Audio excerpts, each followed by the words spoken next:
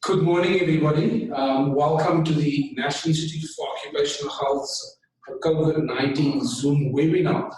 And today we have our colleagues from the Immunology and Microbiology section dealing with the step-by-step risk assessment.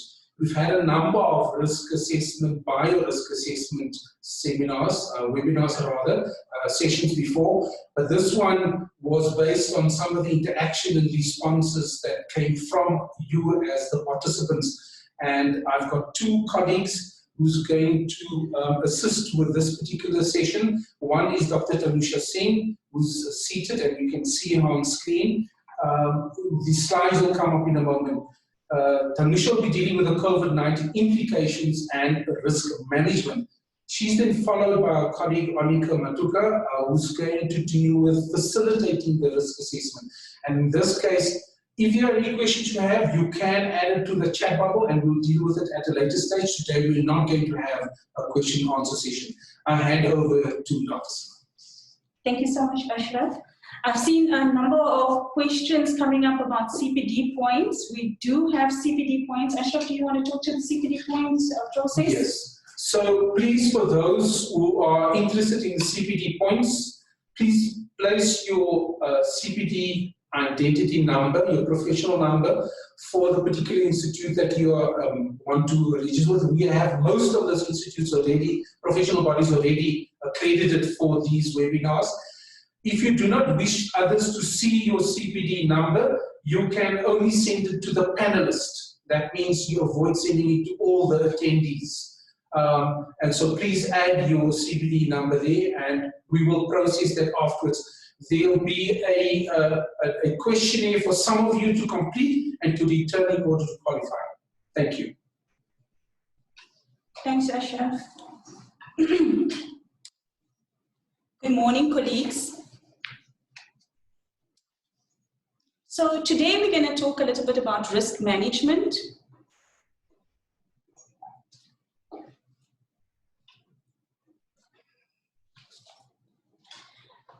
I'm going to be talking with my mask on, and I hope that the sound is not muffled to any extent and that you can still hear me well.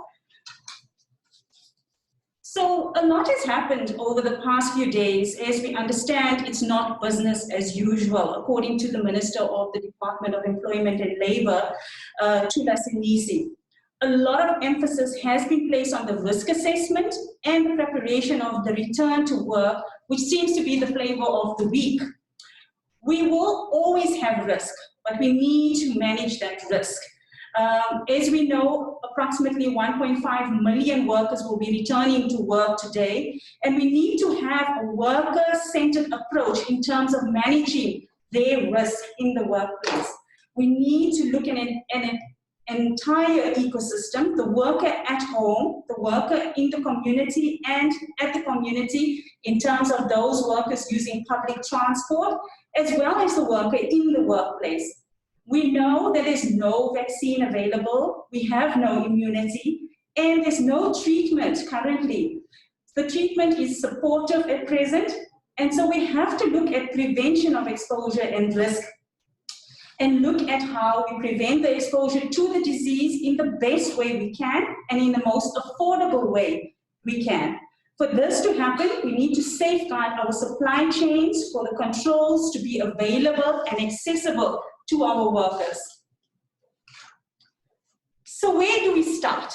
Well, let's start with the virus itself. If you look at the image to your left-hand side of the screen, you will see that there is on average diameter of microns for a number of microbes, the fungi, the spores, the bacteria, and the viruses.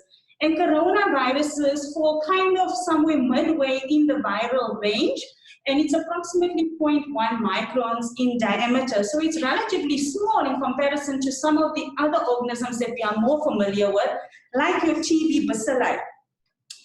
And now, if you look at the illustration on the top right-hand side of your screen, you will see a diagram of the coronavirus itself. And what I want to show you is the envelope of the virus. The envelope of the virus contains a lipid membrane, and that's important because it helps to, for us in terms of understanding which disinfectants and cleaning agents would be effective at attacking the envelope, the lipid envelope, and inactivating the virus. And we'll talk about that later in the presentation. In terms of this virus, it is a formidable virus, and it has caused approximately 3.5 million cases. And we have to date approximately 250,000 deaths as a result of the infection. The coronavirus has affected 212 countries as at the 3rd of May. And this is one of the very few times that public health, occupational health, economic and social issues all straddle together. And therefore, our response needs to be a multifaceted response. The risk-related solutions that impact our workers' health and the business sustainability can only be resolved with collaborative efforts. That is partnerships at local level, regional level, as well as continental levels. This is the statistics for South Africa, and you can see as of yesterday, we're sitting with 6,783 positive cases. We have 8 more deaths than the previous day with 131 deaths, and we had 447 new cases. So that was a huge spike. Many people attest that to the relaxing of the lockdown, but that's not true because there is an incubation period. So it's likely that those cases were infected well in the lockdown. So what can we expect in seeing these cases in the different prevalences in the different provinces? We see that the Western Cape is exceeding with over 3,000 cases, Gauteng just over 1,500, and KwaZulu-Natal. These are the big metros where we're going to see a lot of economic activity taking place. So we need to take caution in terms of our risk management strategies. So what can we expect? Are we expecting to see an increase in the number of cases and the epidemic curve, or are we expecting to see a decrease with the containment measures and the preventative actions and precautions that we as workplaces put in place in order to reduce the number of infections and the transmission within our workplaces? If you look at this graph, it's literally showing us our rate of infection in South Africa, which is still fairly low, and this is attributable to our active community testing that has been done from about the 3rd of April. If you look at the bars, the blue bars indicate the passive testing. That's when people that were asymptomatic presented to healthcare facilities for testing, and that infection rate is approximately 2.7% to 6.3%. If we look at the community testing, that is the active case finding where community health workers are going into the vulnerable communities to find the cases, that is averaging 1.4 to 4.6%. So on average, we are, as a country, keeping the transmission rate fairly low. And so in terms of us coming back to the workplace, this is what we need to maintain and strive to bring those infection rates even much lower. So we want to see screening taking place, not just in the community, but screening at the workplace itself as well. This graph shows us an analysis of age and gender of confirmed cases as at the 19th of April.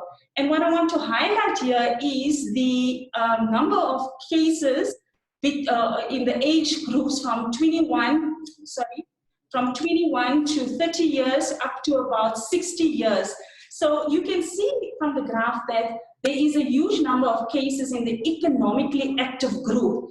If these were all workers, then this would have a huge consequence to the workforce in terms of sick leave, in terms of managing the workers, and in terms of rehabilitation for these workers to come back to the workforce. So these are all points to consider when we're talking about risk management in the workplace.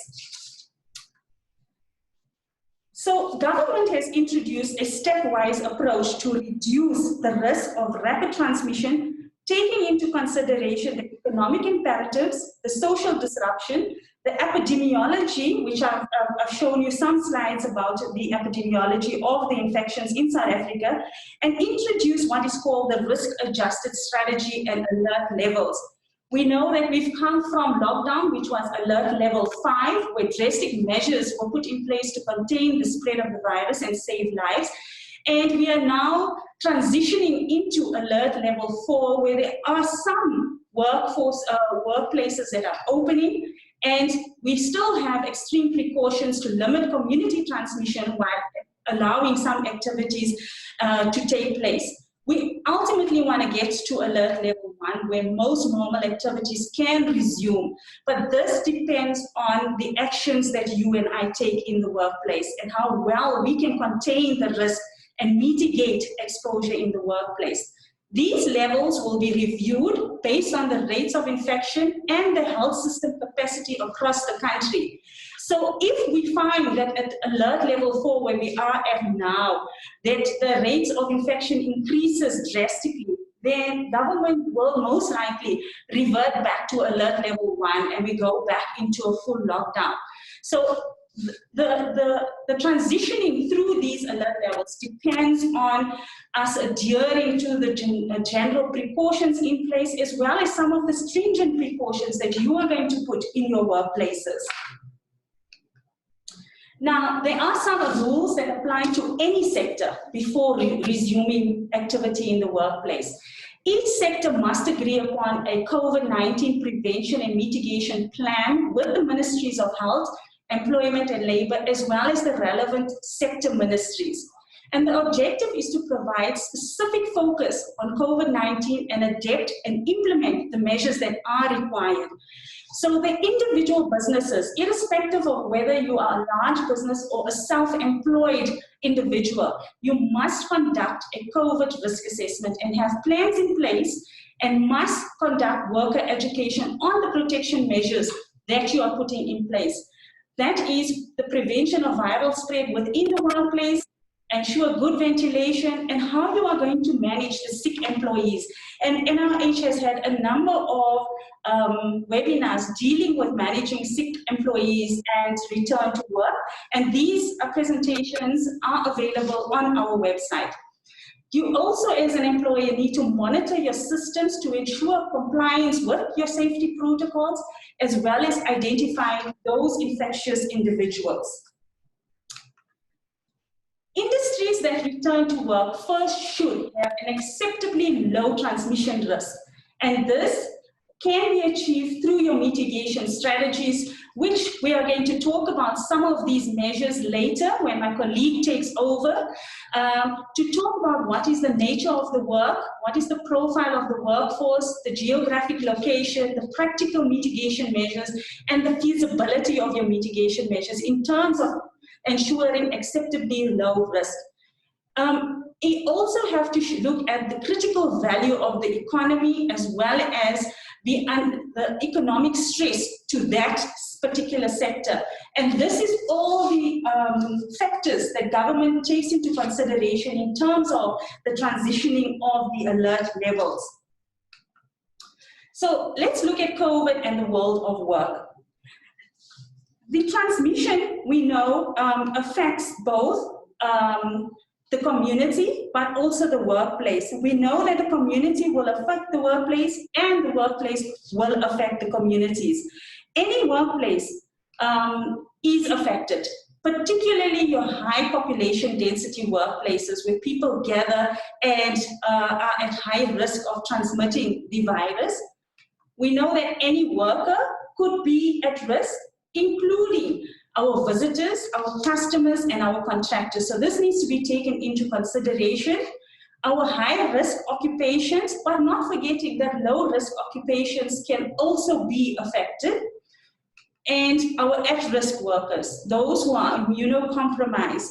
And my colleague will talk about some examples of who these compromised workers could be. So in terms of looking at our risk assessment, we know that it does put strain and is a crisis on our occupational health and safety systems. but we need to look at it holistically because it does have an impact on unemployment and on underemployment. So the business continuity plan must have an outward focus, looking at the systematic as well as societal approach because of the community spread as well, and those could be possible workers that comes from communities to the workplace and may be carriers of the virus. Now, the Department of Employment and Labor has put out a directive, and this is just a summary of some of the rights, roles, and responsibilities of our employers and our employees. So, as far as reasonably practical, employers must ensure that workplaces, machinery, equipment, and processes are safe and without risk to the workers' health and the public. The biological, chemical, and psychological factors are without risk to health.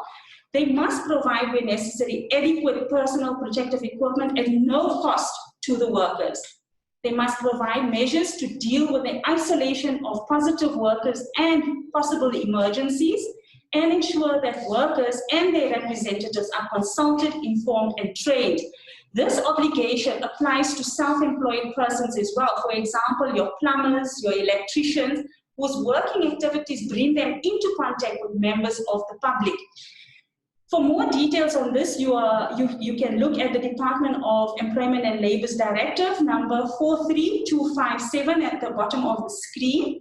In terms of our employee roles, rights, and responsibilities, they have a right to remove themselves from a work situation which they have reasonable justification to believe presents an imminent and serious danger to the life or health without undue consequences. They also have a right to receive adequate information and training on occupational health and safety related to COVID-19, and we have a number of training videos that can be used for this purpose or can be tailored to suit your training needs in your workplaces. Workers also have a right to inquire into all aspects associated with their work, and they have a duty to cooperate with the employer in terms of the policies in place with regards to PPE and procedures. Now, we have seen and we are likely to still see many clusters of COVID cases within many sectors.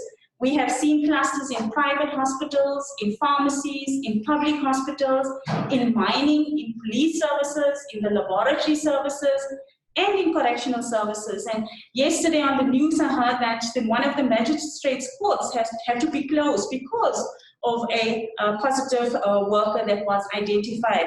So, we talk about the fires and the flames, and we don't want to get to having fires in the workplace. We want to ensure that our preparedness and our plans are robust enough to screen these workers so that it actually becomes a smoking alarm so that we can rapidly attend to the positive cases and isolate where necessary so we don't see an increase in cases in the future. This is just to say that different jobs have different risk profiles, and we cannot do one risk assessment for an entire workplace if there are different job functions. It needs to be specific to the individual job function. And the risk score that you are going to calculate in the next session where you do the one-on-one facilitation with Monica is where you will take into consideration the likelihood of exposure to COVID for that particular job function and the severity or consequence of the resulting health outcomes for that particular job function. This is the Department of Employment and Labor's risk classification, and they summarize what are low exposure jobs right through what is very high exposure jobs. And this summary is not your risk assessment. It is only categorizing the exposure profile. You still need to look at various guiding criteria in terms of other factors in the workplace that could potentially be a risk to the workers. So you need to look at factors like the general density in the workplace. So in businesses where there is dense population and where you are unable to mitigate through social distancing, then the activities need to be excluded. If you find that the general density interaction is less than 2 meters, then that particular area is at high risk and you need to put in other mitigating factors. If we look at areas where you have more than 6 meters per square between persons, then you are having a low risk of exposure. So certain non-essential congregation activities like mass gatherings, if you are working in a cinema, stadium events, all these are excluded because it is unlikely to mitigate and have social distancing in these areas. Then you want to also look at the geography of your workplace. In the beginning, we showed the slide of the different prevalences in our provinces. So if you find your workplace is in Cape Town, for example, then that is a high-risk province, and it puts your risk much higher compared to if you were operating from Limpopo, for example. So you need to take that into consideration. You also need to consider the number of employees that can work remotely. If your workforce has less than 30% that's working remotely, it means that 70% of your employees are on site, and then you need to ensure social distancing and ensure that they're wearing masks or respirators depending on what the risk assessment shows. And alternatively, if you have 60 to 100% workers working from home, your risk is reduced considerably. So where you can encourage workers to work remotely, you should, because that assists in terms of reducing your risk on site. Then for the percentage of workforce that cannot work remotely and have to come to the workplace, you need to consider travel risk. Because if you have approximately 60% of your workforce using public transport, they are at risk of being exposed, and that exposure can be brought to the workplace. So if you look at the low risk category, if you have less than 30% people using transport, it kind of reduces your risk. So these are the things that you need to juggle when you are determining what is your risk profile for that particular job, function, or the company. You also need to look at the ability to separate vulnerable employees as well as customers coming to your workplace. Essentially, you want to isolate your pensioners and immunocompromised workers. Those employees who are above 50 years are particularly at high risk versus those that are much younger. So if the vulnerable groups should not essentially be allowed to operate in the work environment unless you have adequate controls in place, and they should rather be encouraged to work from home where possible.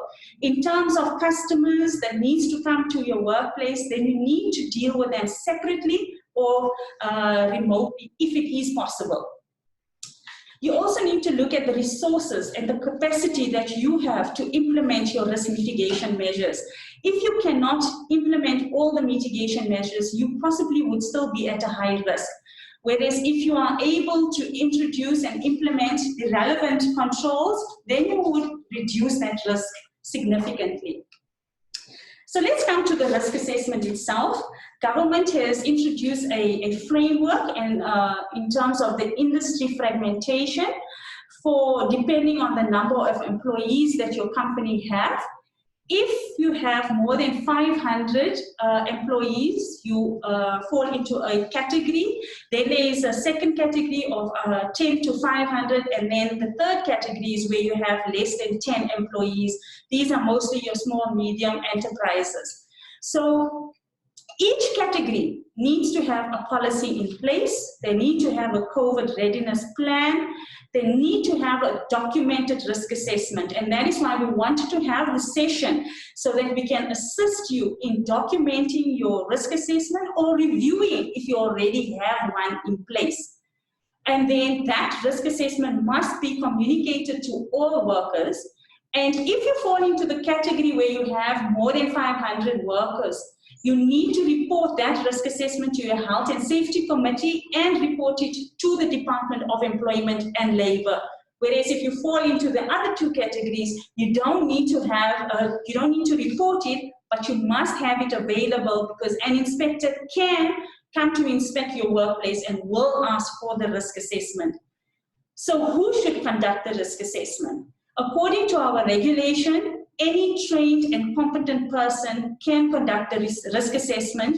And if you have someone internal to your organization, it is better because they know the processes better, as opposed to hiring a consultant or an occupational health practitioner or safety practitioner who has to come in. You need to brief them on your processes, and there may be time constraints and there may be cost incurred as well. So you want to take that into consideration. And through these webinars that we're hosting, we hope that we can empower you and give the competence that you can conduct your risk assessment and have it available should you be inspected. In terms of the risk assessment guideline, there are a number of guidelines available. On the NIOH website, we have a guideline from the NIOH, and there is a guideline for health facilities on the WHO website. Yesterday, I became aware of the guideline that has been produced by the National Occupational Health Outbreak Task Team, and that is also available to colleagues. Then in terms of the risk assessment template, there is no standard template. You are encouraged to use a template that is easy and that you are comfortable with. There are also a number of templates available. We have a template on our website, and that's the one that my colleague will be taking you through in the next session. And you probably also have your own template.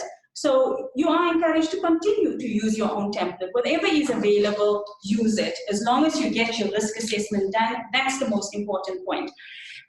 There is, in terms of the NIOH guideline, 5 steps to the risk assessment. So you will see that it is not the big elephant that you think risk assessments are. You can do it quite easily. Now, I've talked a lot about risk assessment and the management, but I just want to talk quickly about the precautions that are applicable across all sectors and alert levels. We know that we have been talking a lot about washing our hands, and that's very important. But if you do not have soap and water available, you can sanitize your hands using at least 60% alcohol, preferably using 70% and above. It's important to clean and disinfect frequently touched surfaces. So in the directive from the Department of Employment and Labour, it says that you need to clean and disinfect in the morning, during the course of the day, as well as at the end of a work shift. It is also, and you are encouraged to adopt a work from home principle where possible, to cover your nose and mouth with a tissue when you are coughing and sneezing, and to avoid touching your face with unwashed hands. Then all employees should be screened daily according to the directive, using a symptom check as well as a temperature assessment. All workers above 60 years and those with comorbidities should be afforded a work from home option or allowed to remain on leave with full pay. You need to have workplace protocols in place that will include disease surveillance and prevention of the spread of infection, and we have discussed some of these protocols in previous seminars, webinars, and these are available on the NIOH website. Then, all employees need to use a cloth mask, especially where social distancing is not possible and when they are using public transport. The employer needs to give at least 2 masks per person, per worker, and also to have stringent social distancing measures in place. In terms of symptoms, we are familiar with the common symptoms that should be screened at the workplace daily. That is your sore throat, loss of taste and smell, cough, headache, fever, and difficulty breathing. Unfortunately, there's no screening tool that's 100% perfect. Each tool comes with its own limitations, and there is, you are going to miss your asymptomatic cases, irrespective of which screening tool you use. So that needs to be taken into consideration as well. So just to talk about when we are coughing, sneezing, and even when we are talking, we are expelling these viral droplets. Many of the big droplets will fall within 1 to 2 meters, and that's why social distancing becomes important. But the lighter drops can remain airborne and can travel a distance. And the smaller drops can even float and enter into your ventilation systems. So it's important to understand this dynamics so that you implement adequate controls where you know social distancing is not happening and people are not adhering to wearing a mask or a respirator. The bottom image is a digital image which shows how fast and far particles are expelled and that they can travel for up to 80 centimeters, that's close to a meter, within 0.2 seconds. Another important factor is what we call the reproductive number of diseases, and this is a measure of how many people each sick or infected person can infect on average. For COVID-19, it is an average 2 people can be infected by an infectious person, compared to measles, for example, where an infected person can infect 16 other people. So if you are not putting in adequate controls, you are likely to see a rapid increase of cases within your work environment. Now, there is a math to social distancing.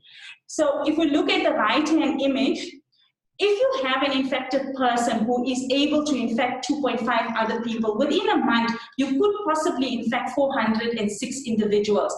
Therefore, if you reduce the number of people coming onto site and have some of your people working, let's assume 50% of people are working remotely, you would then reduce that number of infectious people to just 15. And if you were to reduce the exposure even further to, let's say, 75%, as we said, if you had 60 to 100% of your people working remotely, you are in a low risk category. And this clearly shows that by reducing your exposure to at least 75%, you will then only have on average possibly 2.5 people that are infected. So you can see the importance of working remotely, social distancing, and wearing a respirator or a mask. This is a conceptualization, again, of SARS deposition onto surfaces. Like I said, these particles are expelled when we are talking, coughing, and sneezing, and they can get onto surfaces in your nearby surroundings, as well as onto individuals that you are in close contact with. And they can be excreted and they can contaminate your hands. And that's why we say avoid touching your face, hand, your nose, your eyes, your mouth. And it can also spread to commonly touched surfaces, your computers, your glasses, your faucets, countertops, door handles. And that's why we say you need to frequently clean these frequently touched surfaces.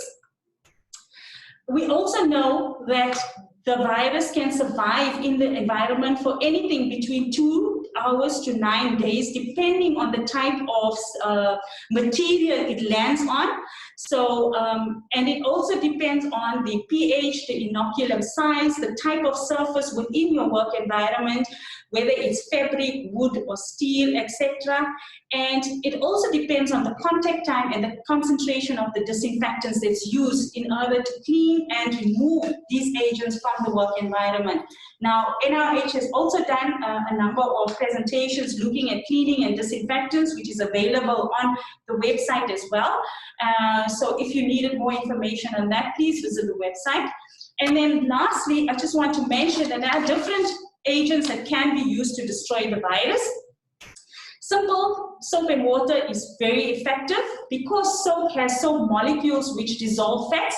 It therefore damages the lipid envelope that I mentioned in the beginning of the presentation, and in that way inactivates or destroys the particle. And when you are using water, you then wash off everything from the surface.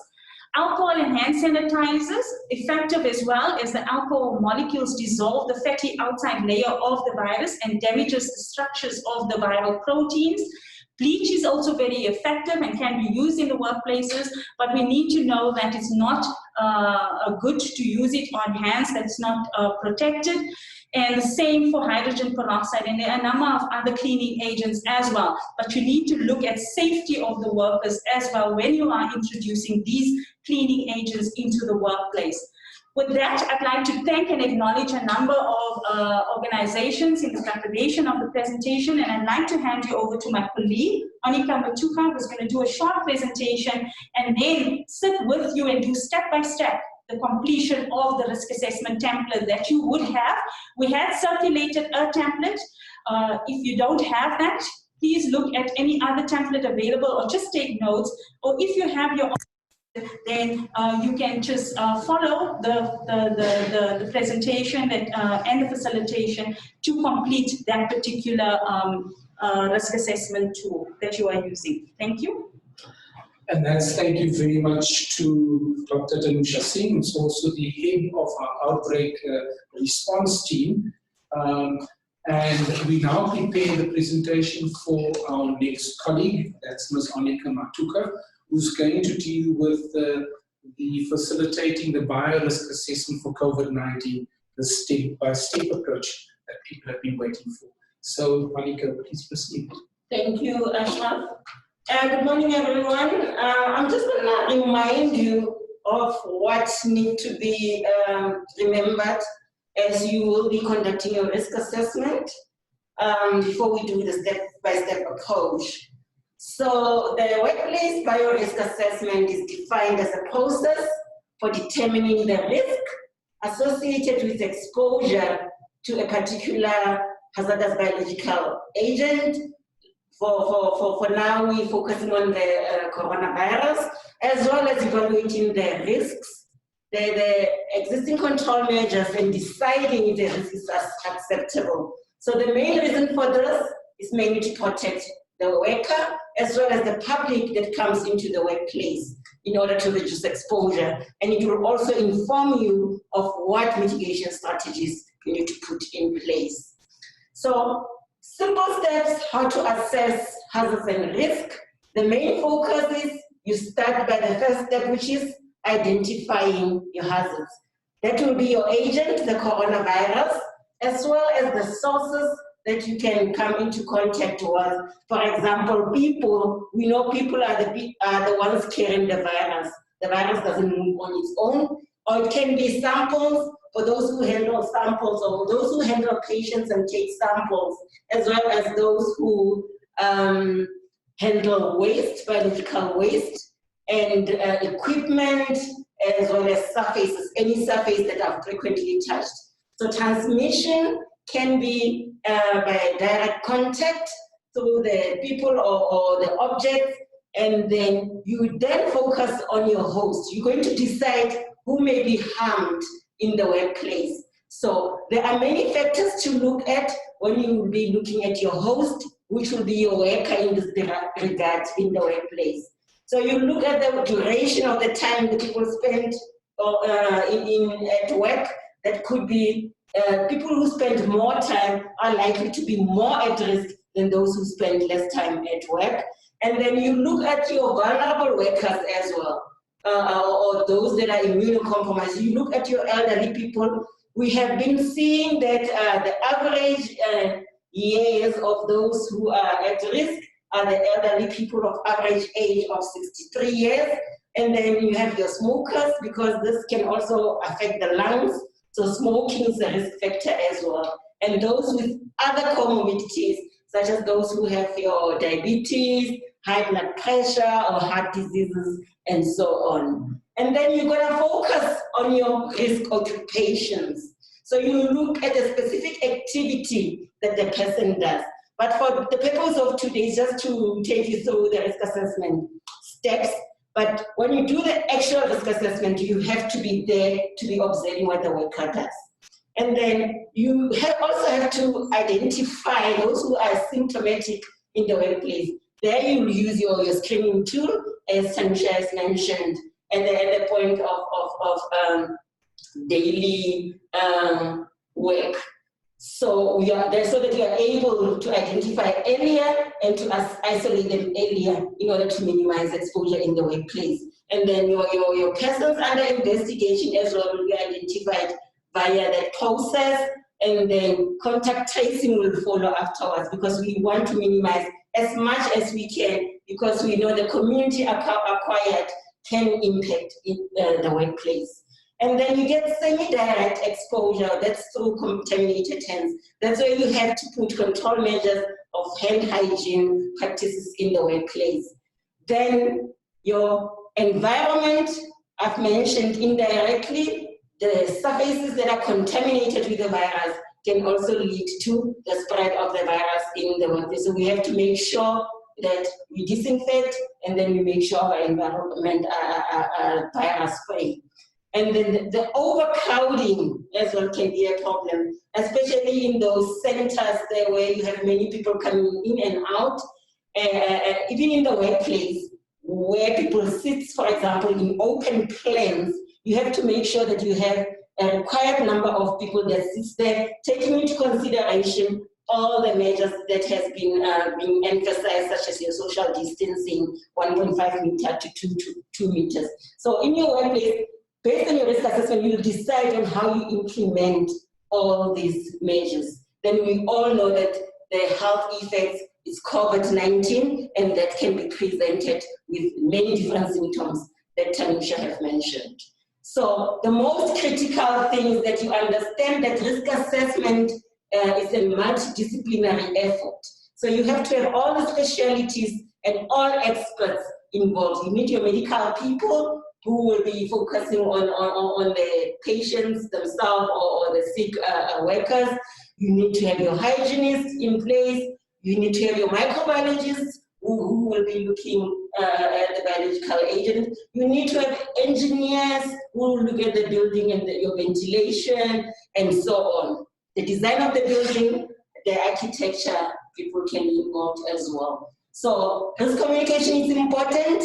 We have to inform everyone. The workers must also know of their risks. They have to know of what control measures are there, and also of their obligations as workers of what they must be doing. Not only the employer is obligated to protect the worker. So management must also be involved, because they influence policy, and then they also provide resources in order to implement the control measures that we might need in place.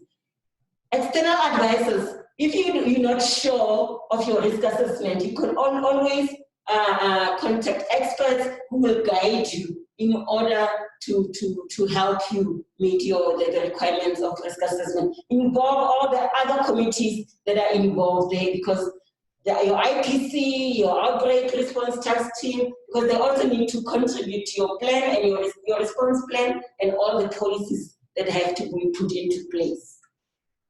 So I've just added this picture to remind you, as you'll be thinking of your control measures, you have to remember that while you're trying to implement control measures that will assist in getting rid of the virus, the worker might also be exposed to certain hazards. For example, on my left-hand side on the slide, you see a worker there at a retail store. He's busy wiping the trolleys as people enter into the shop with a disinfectant, but you can see that he's not wearing gloves, and he can be exposed to the chemical that can lead to skin irritation. And also he's not wearing a respirator, so he might be inhaling the fumes, the chemical fumes from that, because he's doing that all day. I'm not sure what hours he works for, but imagine the duration of exposure to that whilst playing, because aerosols also in fine particles can be inhaled easily. Then on your right-hand side, you see the workers, they're a cashier, they are provided with PPE, but they are not wearing it properly. What is the problem? Is it because they were not trained, or they were trained, they are just not complying? So as we're going back to work, these workers need to be supervised. They need to be trained to ensure that even if the employer provides PPE, we have to ensure that it serves the purpose that it's supposed to serve. So this is just a hierarchy of controls, examples. We just added examples, possible examples. You might see, choose what is suitable for you, and there might be additional ones that you might want to add in your list as you'll be thinking of mitigation strategies. But the emphasis here is that we must always remember the hierarchy of controls, from elimination to administrative, to environmental and engineering, as well as PPE and behavior, which is important, as shown in the previous slide, that you can do what you think is best, but if the worker is not behaving appropriately, then we'll have a problem and we'll have exposure. So try and substitute with whatever you can substitute. If it means that you go for paper-free administration, where people can only use electronic copies, then go for it. If people can work from home, that you minimize the number of workers in the workplace, then that can be suitable. So it's up to management how they see after doing risk assessment what could work. As long as we make sure the workers are protected and we make sure the business runs as usual and we minimize exposure. So now we're going to go to the actual biorisk assessment tool, where we'll go step by step on the risk assessment tool. So I will be going with you through the tool, and then I would like everyone having your tool in front of you, whether it's the old risk assessment or you have a clean template, then you can sit there and then we can go through together through the tool to identify the risks for different workers in your settings. Think of who you have in your workplace. Think of the job categories and think what are the current control measures that you have in place.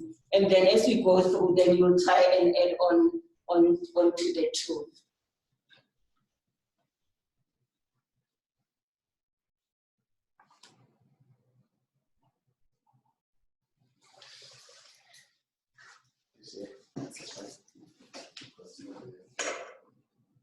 Okay. Now, as you can see from the template, we've allocated a portion there of where, if you want to use this tool, you can just insert your company logo there by the left-hand corner. And then the part one is just aspects of your work environment. And then what is your role, or the person who's doing this assessment, what is their role and what they will be doing. So we'll start with the company name. I'll be using my company as an example, but you can apply whatever is relevant to you. So the company will be NIOH. We put the name of your company there, and the date is the time when you actually do the risk assessment. So we will put today's date, which is the 4th of May, 2020. And then the assessor's name, it will be the person who will be doing the risk assessment. In this case, it's Onika doing the risk assessment. And then the section of approved by. That's the section of, after doing your risk assessment and you discuss it with your supervisor or the team or the manager, then you will have whoever is responsible for approving, whether it's a health and safety person in your company or your IPC person, whoever the relevant person is, then you will let the person sign there. So I'll just put Dr. Tanusha Singh for now, so that I mustn't forget at the end, so that she needs to sign, just to show you for practical purposes. And then I'll also put my signature there, because I will be conducting the risk assessment, and then she will sign after that also. And then the scope of work. So now, in the section, because NIO is mainly occupational health, so the scope of work will be healthcare. I'll classify it as healthcare. If you retail, you put retail there. If it's SAPS or defense, you can put security services there. If it's school, you can put education and so on. And then the location, it will also depend on the type of sector. If you are a small environment or SME, then you probably only have like the company name and you say, this is it, and then you put it.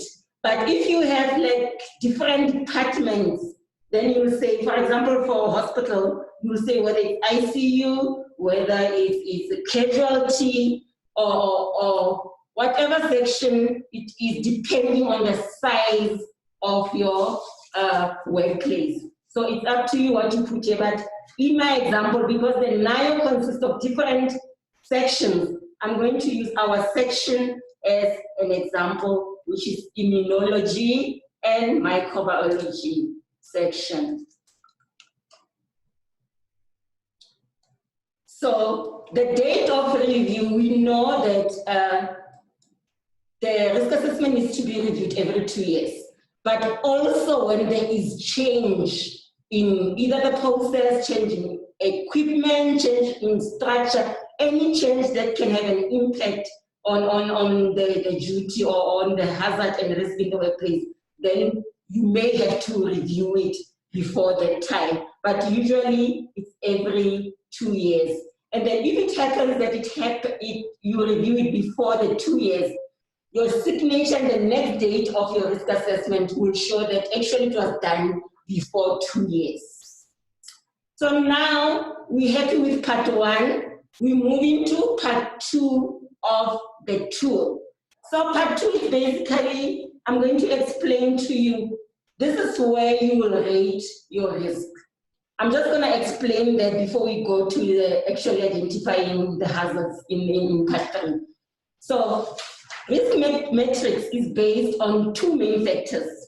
It's the likelihood of exposure to the virus and the consequence of exposure to the virus.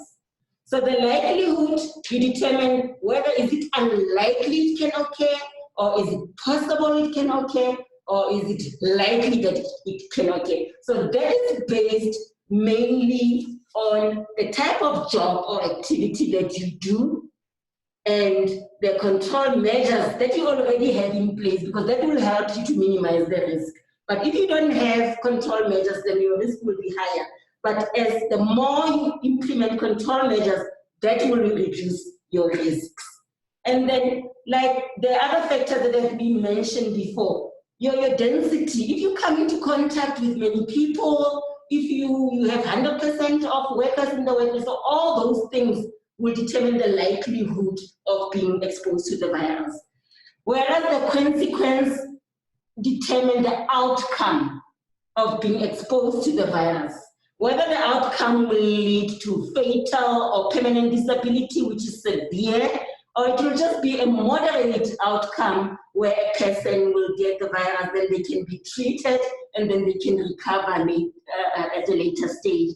Or whether it can be negligible. It is possible, but it can be negligible. Maybe it's just a worker, for example, just a gardener who's working outside. We know they don't come into contact with people because they are outside, and then they may meet with their colleagues during lunchtime. But if you train them and give them, for example, your masks, and then they practice hand hygiene and so on, so that can be, the consequence can be negligible. So basically it's based on those 2.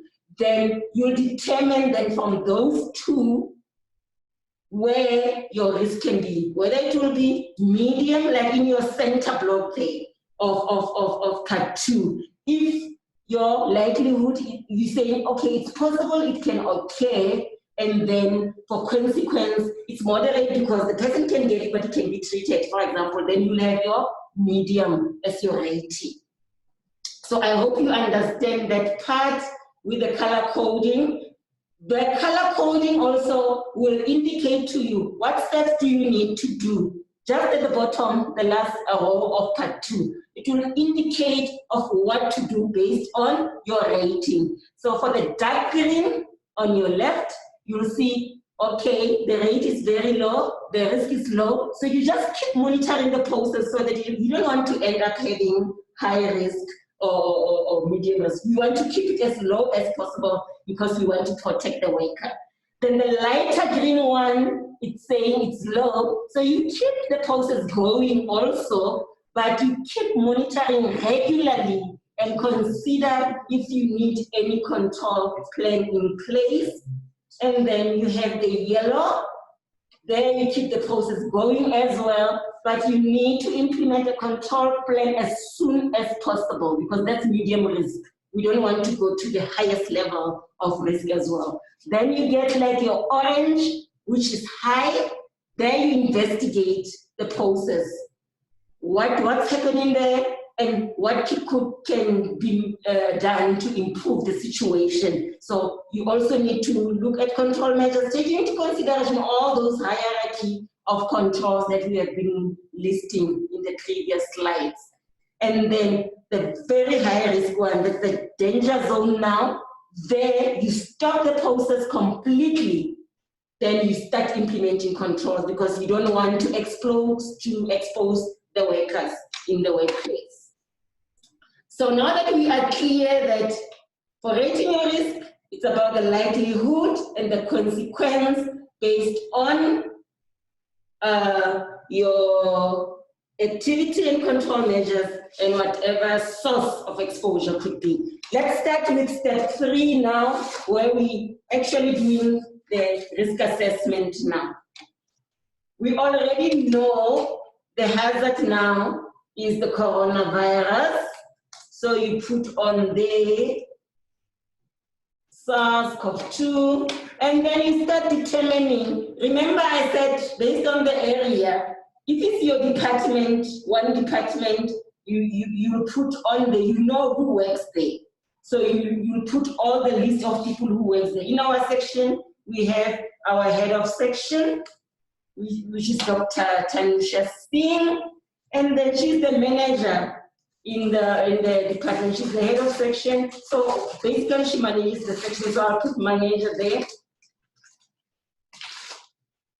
So she does come into contact with us as staff, her staff members, but she's mainly in her office. So based on that, then we'll determine the risk of whether, how different is her risk profile from us or other staff that come into contact with clients, with service contractors, and so on. And then the route of exposure, we know that it is contact of the droplet from either the infectious person or from the contaminated surfaces and so on. And then health effects, we know it's COVID-19, which can present in different symptoms, which we have spoken about already. So we'll leave the rating for now because we need to see what we have in place first, and then we can see whether they are sufficient or not. So existing control measures that we have in place, the main one for the company, which covers for every worker, will be your policy, which the worker should be familiar with. Every employer must ensure that all the workers know of all these policies that are in place. And then you need to do your risk assessment review. We have done our risk assessment review already, immediately when we were aware of the pandemic.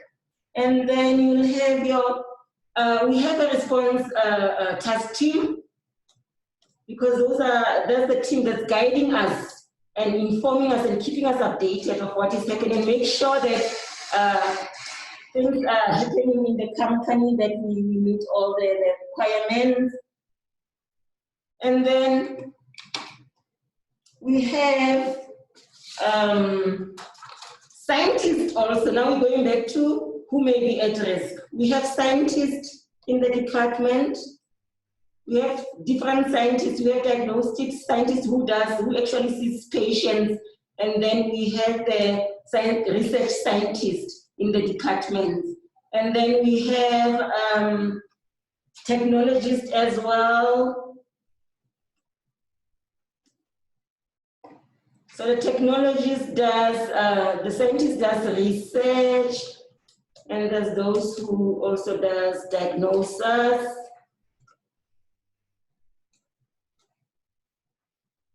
And then technologist mostly does our training and health and safety. So as we type in here, you'll also be updating your thing of based on who you have in the workplace or in the department. So we also have a cleaner.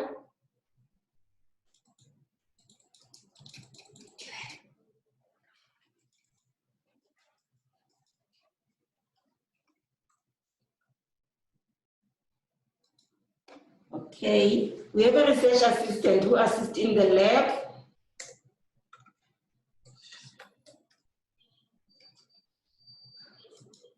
So it's lab assistant. Then we have medical scientist interns who are training with us for 2 years so that they can qualify to be scientists. So I'll put them as trainees. And the activities will be similar to the scientists because they work in the same environment, although the level of responsibilities differs. We also have the biosafety technician who is responsible for the biosafety of the lab, as well as he also liaises with our service providers when they come into the workplace to do services of equipment and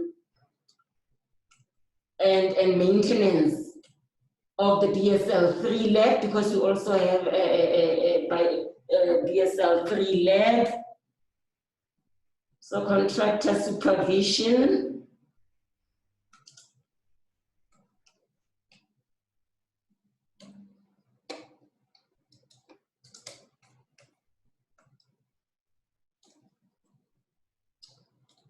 Then we have a cleaner who cleans in our department as well, or in our section. So he cleans the floors only in the labs. Benches are cleaned by the lab people. And then he cleans bathrooms, he cleans the kitchen, passages, and so on. So you just basically say what the person does in that column. Then we have visitors. So under visitors, I'm just going to group everyone. I didn't want to split everyone because of time as well. So visitors will be our internal visitors. So internal visitors will be like if a financial person from the finance department wants to come and discuss some finances, or IT comes to fix some computer problems, or our QA who comes for meetings, for quality assurance meetings, or to do internal audits. Then we have securities also who accompanies people to our visitors to our department. So those are the duties of those people. Either they deliver stock from supply chain, or it's meetings,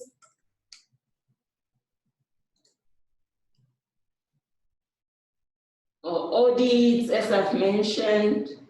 So you write everything that those people do, activities. I'll just sum it up because of the time.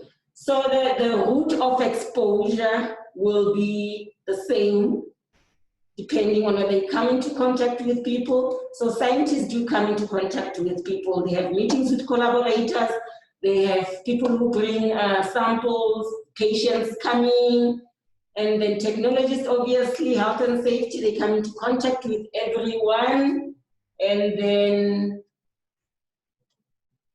the research assistant also assists in the lab and does some admin work. So depending on where he will be at the time, so the control measures also will be determined based on the, we don't just provide, like for example, PPE for everyone. So it depends on the possible exposure that that will be. And then the health effects will be the same also for everyone. So now we go into the existing control measures.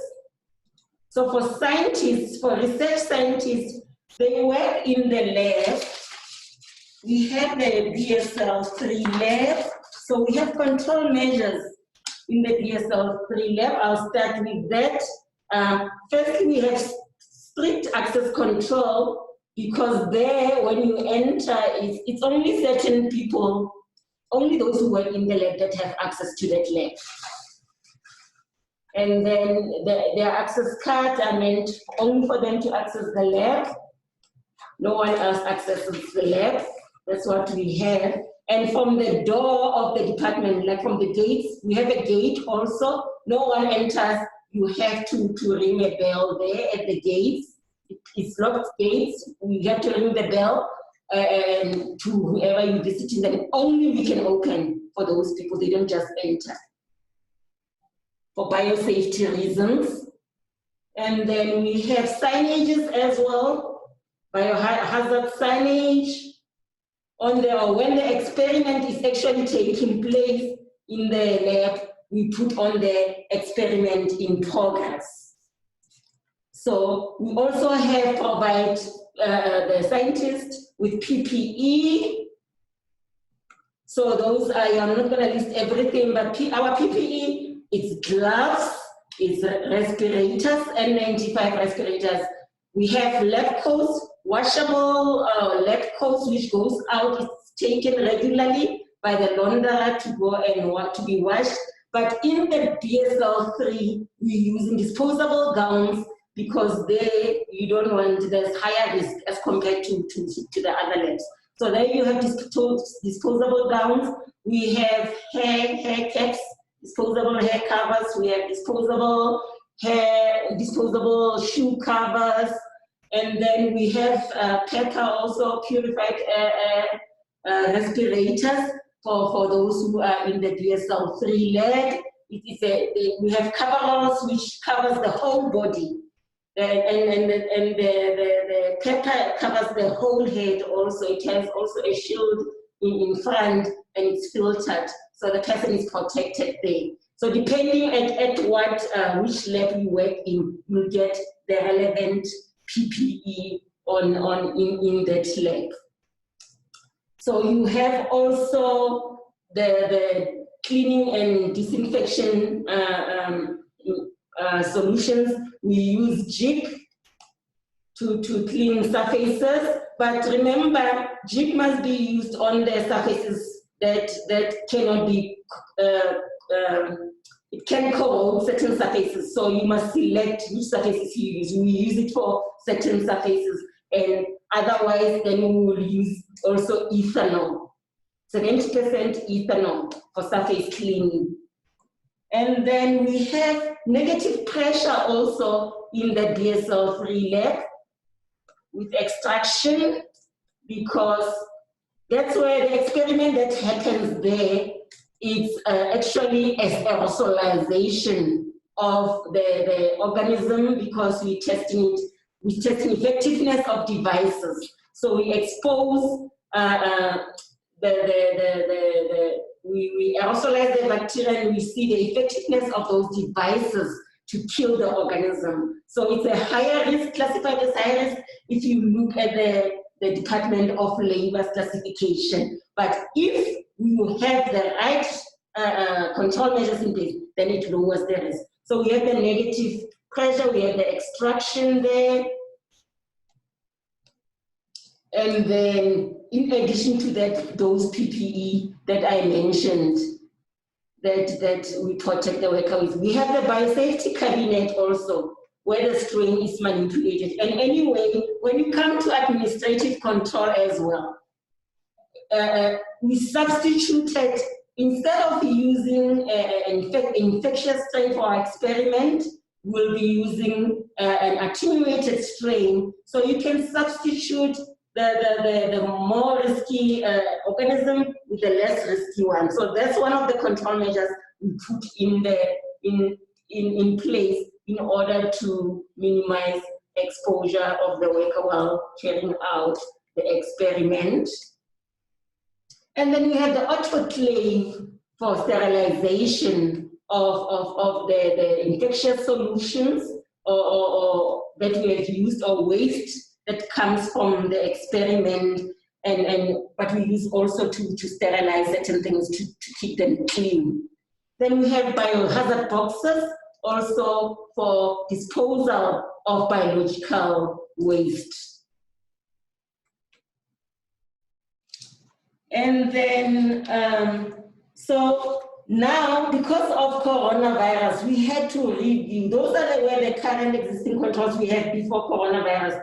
Now we have to take into consideration now the distancing in the lab. If the people have to be there, like 2 people be in the lab now, we have to look at the safe distance as well. We have sanitizers everywhere where they can use. We did have already the GemStar at the entrance of the door as you enter. And as you leave the lab also, there's a container mounted on the wall with alcohol, which contains emollient in it. That's what we use after washing your hands in the lab. Before you touch the handle of the door, you first sanitize with that alcohol solution.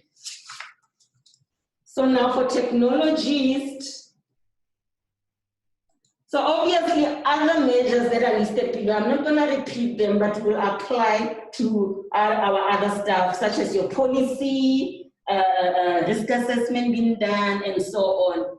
But now for our technologists, because she does training and health and safety, she's never mainly in the lab. So she will not get PPE unless she's required to do the health and safety audits that we do on a regular basis. Then she'll put on her PPE. So PPE here applies only when it's required because of the job that she'll be doing. But most of the time she's in her office. So now, because she's in her office, we have provided her with a surgical mask, as all the workers now are provided with surgical masks, or others are using their cloth masks. That's the update in our policy that has been put into place. And then she also is involved in Zoom meetings, because now we want to minimize contact with people. She uses Zoom or she uses email in order to avoid contact. But if there are meetings that needs to be there with a fewer people, then safe distance is kept in that purpose. Then we have our research assistant who does mainly lab assistance. So when he is in the lab doing the lab work or assisting, there we provide him with also the relevant PPE. But if he's in the office doing administrative work, now it's only safe distance and mask. And sanitizers also are placed at critical areas. We have the sanitizers at all entrances, because we have 2 entrances in our department. We have sanitizers on both entrances, and at critical areas like our tea room, our meeting room. In that office, which the 3 people are sharing it, we're keeping a distance, but they also are provided with sanitizers. And they all have been trained on their risks. They've all been involved in the risk assessment in the department as we were doing it, because important thing when you do risk assessment, involve your workers, because they know their activities better, so that you mustn't miss the most critical information. You have to speak to them, so they'll provide you with all the necessary information that you will need, so that you know actually what control measures to put in place. So our medical interns, all the control measures that apply to the scientists will apply to them because they are in the same environment, they do the same job task. Because they are trained, they need to be exposed to everything that a scientist does in order for them to be competent to qualify as a scientist. So I'll just put in the same as scientist. You will put whatever is relevant to your workers. Then we have the biosafety technician because he enters the the BSL-3 lab. Also, he has to put on his full PPE when he's in the lab. And then there is a BMS system that monitors system failure in there. So that's one of the control measures we have also. So if the lab is not functioning properly, the system will signal with an alarm. So we know when that alarm goes off, we have an SOP in place also that tells us what to do. So when the alarm goes off, we know when you're in the lab, you exit the lab. But we haven't experienced that thus far. But when it was the lab started working, we were trained on that, and we had practical experience of what to do when whatever happens. So we have the BMS in place. It's given with PPE. We know the lab has got negative pressure there. So, and when he comes into contact with the contractors, now because of the change that has been here, we have to set appointments with contractors so that we don't have everyone at once in the workplace. So he will contact them to set appointments, different appointments on different days. And as they come, we give them the induction of what policies are in place for visitors. And then if it's someone who's contracted to do a bigger thing, we usually will ask for their file, health and safety file, so that we know that they are meeting the requirements. So for now, because of COVID, it's only with appointments because the lab cannot stand. We still need to function, or even though there's COVID-19. And then they'll have to put on their mask, the contractors, and provide them with sanitizers as well. So we have cleaners also. It's one cleaner actually in our department allocated. So for the cleaner, they have been trained, and actually they have been also been involved in our training for practicals to apply the hand hygiene practices that we apply. So we involve them in the training so that they get the actual sense of how to do hand washing, how to do hand sanitation, including securities as well for that exercise. You'll see it on our website under the training. And then we provided him with the PPE. So he's been given the gloves that he uses. And most importantly, the cleaner, because they clean different environments, gloves must be allocated for each environment. The gloves that he uses in the toilets mustn't be used in the tea room or the kitchen. So everywhere where he goes, he knows he's been trained that you use gloves, clean gloves in the bathroom, in the tea room, even in the labs. So he knows that there's specifics when it comes to gloves. He's been given a respirator when he works in the lab. He uses an N95 mask. So as I was saying, you don't just give respirator. And I explained to the workers, because the workers, when they hear PPE, everybody wants PPE. Explain to the workers of different risk profiles. If he works in the lab, he will get an N95. If he doesn't, we are applying the mask rule now, because there is no risk of aerosol exposure when he's cleaning the floor, for example, in the BSL-3 lab there. So he'll only use the mask in order to minimize contact with people. And then he has been provided with cleaning buckets, he has access to water, He has the mops to use for the floors, the disinfectants he has for the floors, which are biocidal. So he has all the resources that he needs. So all workplaces, as you're doing your risk assessment, make sure you have adequate supply of those products so that the cleaner can have everything that they require and they are protected from exposure. So for visitors, also now it's strict access, as I've mentioned. And then we give them sanitizers. And then they come by appointment. They don't just come, or they either phone before they come, or communication is via email.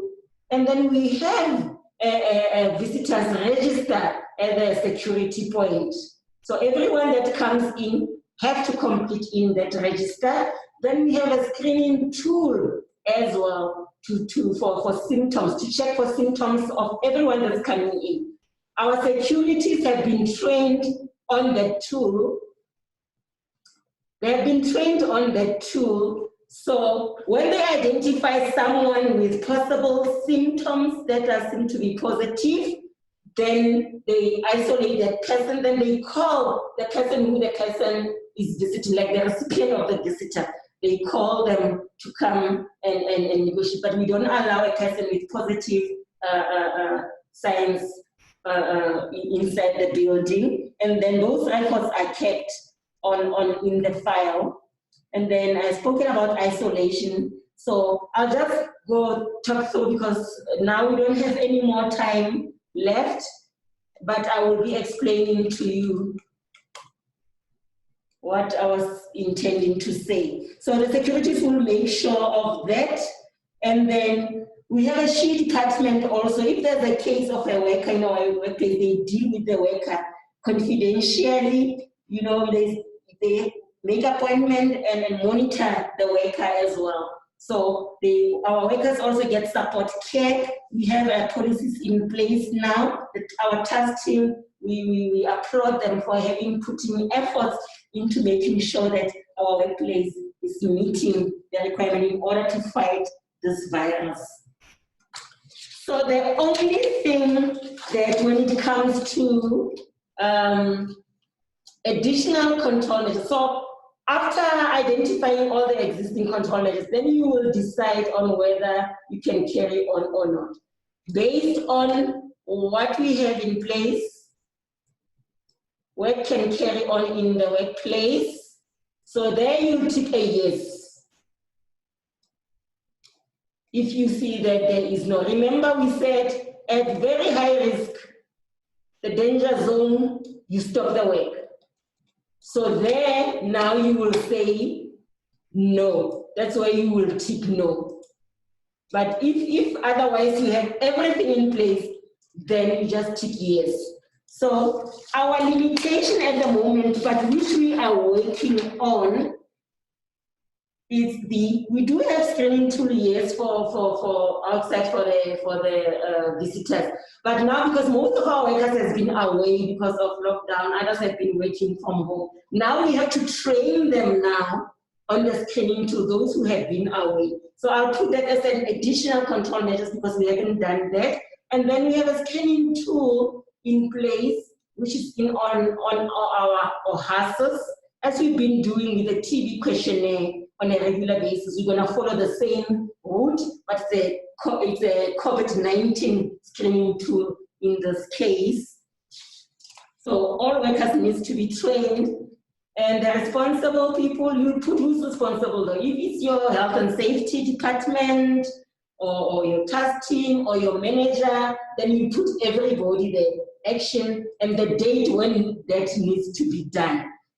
Depending on how urgent the thing needs to be done, the control measures has to be put into place. You put the relevant date there. So the date won't be the same.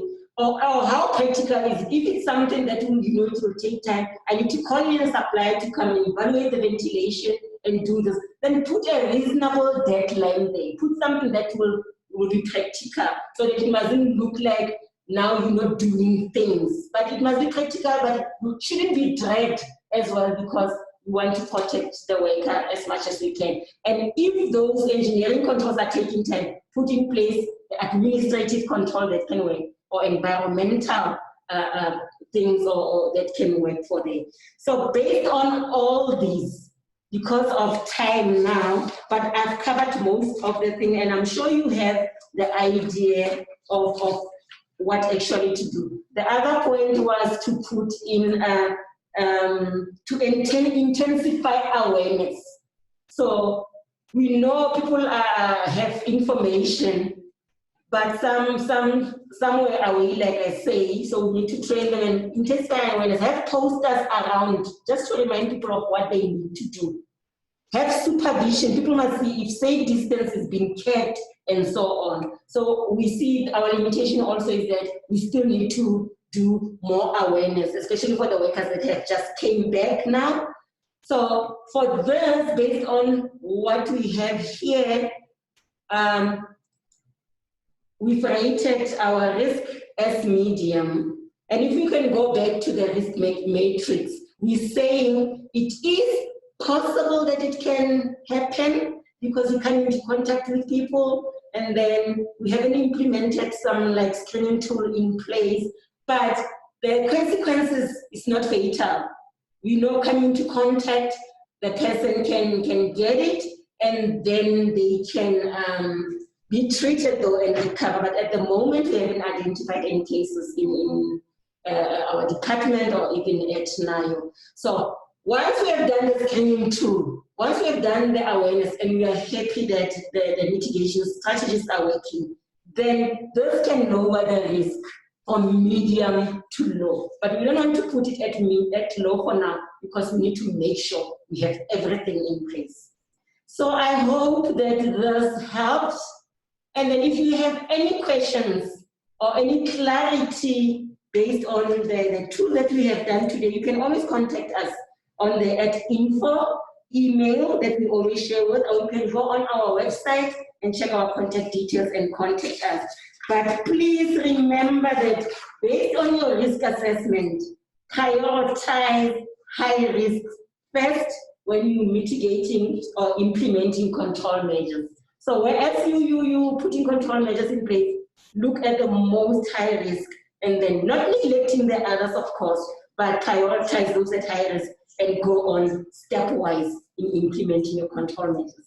I hope you have a successful risk assessment, and then we will work together in fighting this virus in your workplace. Thank you. Well, thank you very much to my colleague, Monica Matuka, who had now taken us in a very detailed step-by-step process through the risk assessment. So whilst, there we go, be back on the screen. So thank you very much to both Dr. Tanusha Singh for having done both that very good, general, broad introduction as well as the step-by-step process. So for those who asked, and if you've received the invitation beforehand, you would have received clearly the copies of these resources that was used now in the step-by-step process. Mine is well written, and I think it was a very clear process. I'm leaving with more information than I came into this room. For those who've asked about the PowerPoint, yes, it will be uploaded onto our website. Dr. Singh has referred many times to our website where all of our previous either video, audio, presentations, posters, information graphics, and all of those things are uploaded to, including links to YouTube, where some of the things are.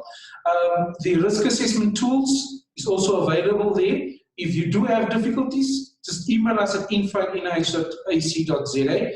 With regard to CPD points, a reminder, somebody did ask earlier, missed the instruction. You can still in the chat box put your CPD professional number, or alternatively email us at info@nih.ac.za. And finally, just to conclude, it's important for you to visit the website. All of our previous sessions, we've had approximately 20 of those. having reached more than 5,000, almost going towards 6,000, well, we're over 6,000 today. Participants that have logged on to our Zoom webinars. All of the information is there. We are keeping your details as part of our database to keep you informed. And that's where we've concluded today's session, because we've reached our 12 o'clock deadline. We won't close the chat box immediately. We'll shut the video and the sound. But if you wish to just add your CBD points in the meantime, please add it. Or if you miss the chance in the chat box, email info@nih.ac.za. We also have the hotline 0800212175. It's also at the bottom of the program that you received for this particular session. So at this point, thank you again to Dr. Tanisha Singh and Anika Matuka from our Immunology and Microbiology section for today's step-by-step risk assessment. Goodbye.